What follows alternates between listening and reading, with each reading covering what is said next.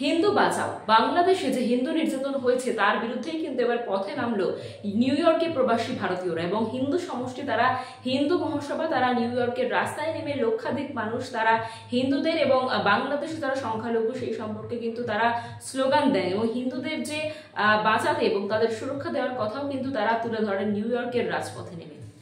হিন্দু বাঁচাও। বাংলাদেশে হিন্দুদের ওপর হামলা এবং অত্যাচারে প্রতিবাদে নিউ ইয়র্কে জাতিসংঘের সদর দপ্তরের বাইরে বিক্ষোভ।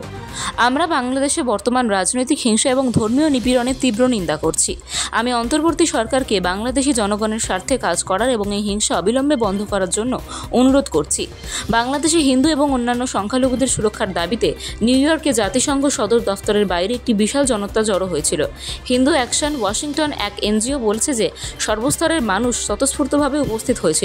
হিন্দু অ্যাকশন জানিয়েছে নিউ ইয়র্কের অন্যান্য স্থানেও বিক্ষোভ হয়েছে। বাংলাদেশে হিন্দুদের লক্ষ্য করে হিংসাত্মক বিরুদ্ধে কথা বলার জন্য এনজিওটি বেশ কয়েকজন মার্কিন প্রতিনিধির প্রশংসা করেছে।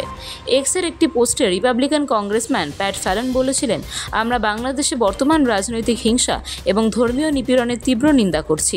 আমি অন্তর্বর্তী সরকারকে বাংলাদেশি জনগণের স্বার্থে কাজ করার এবং হিংসা অবিলম্বে বন্ধ করার অনুরোধ করছি।